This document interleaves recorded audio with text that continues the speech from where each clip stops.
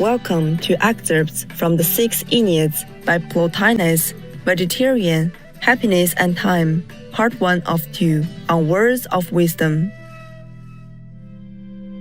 Plotinus, Vegetarian, was one of the most influential philosophers in antiquity after Plato, Vegetarian, and Aristotle. Vegetarian, in his philosophy, there are three principles: the one, the intellect, and the soul. Historians of the 19th century invented the term Neoplatonism and applied it to Plotinus' philosophy. His metaphysical writings have inspired centuries of Islamic, Jewish, Christian, and Gnostic metaphysicians. The issue of happiness is one of Plotinus' greatest imprints on Western thought, as he was one of the first to introduce the idea that happiness is attainable only within consciousness. From all accounts, his personal and social life exhibited the highest moral and spiritual standards. He disliked talking about his own life, disapproved of meat, and refused medications containing animal substances. Plotinus' final words were, "Try to raise the divine in yourselves to the divine in the all." Long before his physical departure from this world, the philosopher entrusted two of his closest disciples, Porphyry and Amelius, with the extensive task of collecting, revising, and compiling his writings. Thus, the Six Enneads was published to share Plotinus' precious insights with countless generations. It consists of 54 treatises varied in length, arranged in 6 sets of 9 Enneads in 3 volumes. The Enneads are sorted by levels of sophistication, starting with the first Ennead, which emphasizes ethical topics. Today, we are delighted to present excerpts from the 5th tractate of the first Ennead, which expounds on how happiness is a mindset in the present and is not reliant on the happiness or sadness of past or future events. The first Ennead, 5th tractate, Happiness and Extension of Time. Section 1. Is it possible to think that happiness increases with time? Happiness, which is always taken as a present thing.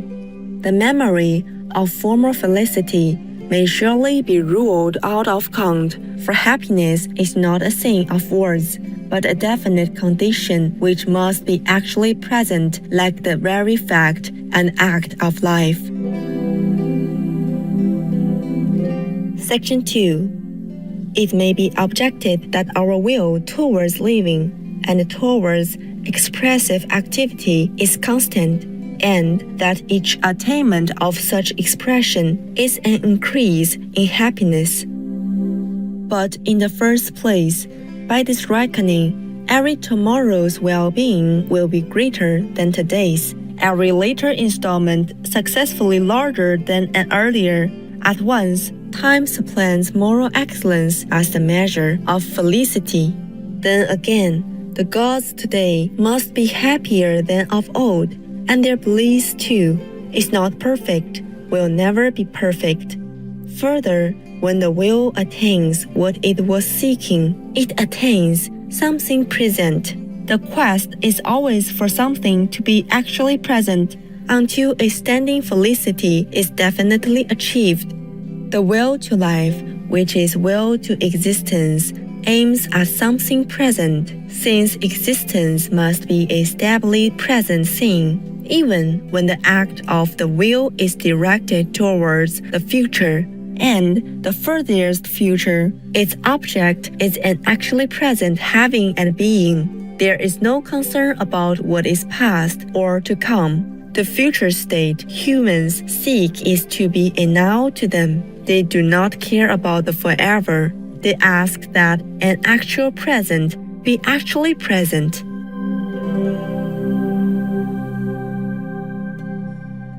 Section 3. Yes, but if the well-being has lasted a long time, if that present spectacle has been a longer time before the eyes, if in the greater length of time, the person has seen more deeply, time has certainly done something for them. But if all the process has brought them no further vision, then one glance would give all they have had.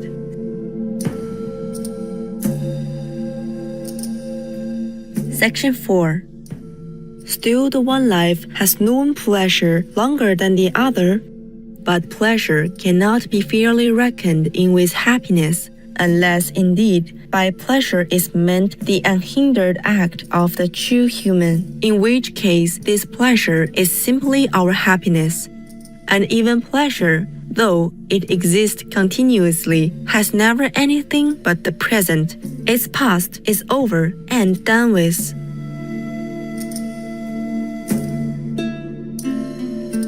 Section 5. We are asked to believe, then it will be objected that if one person has been happy from first to last, another only at the last, and a third, beginning with happiness, has lost it, their shares are equal. This is straying from the question. We were comparing the happy among themselves. Now we are asked to compare the not happy at the time when they are out of happiness with those in actual possession of happiness. If these last are better off, they are so as people in possession of happiness against those without it, and their advantage is always by something in the present. Section 6. Well, but take the unhappy person, must not increase of time bring an increase of their unhappiness? Do not all troubles, long-lasting pains, sorrows, and everything of that type yield a greater sum of misery in a longer time? And if thus in misery the evil is augmented by time, why should not time equally augment happiness when all is well? In the matter of sorrows and pains, there is, no doubt, ground for saying that time brings increase. For example, in a lingering malady, the evil hardens into a state, and as time goes on, the body is brought lower and lower.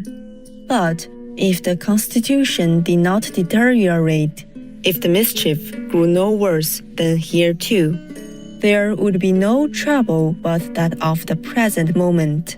We cannot tell the past into the tale of unhappiness, except in the sense that it has gone to make up an actually existing state, in the sense that the evil in the sufferer's condition having been extended over a longer time, the mischief has gained ground.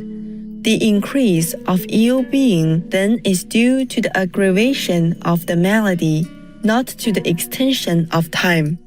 It may be pointed out also that this greater length of time is not a thing existent at any given moment, and surely a more is not to be made out by adding to something actually present, something that has passed away.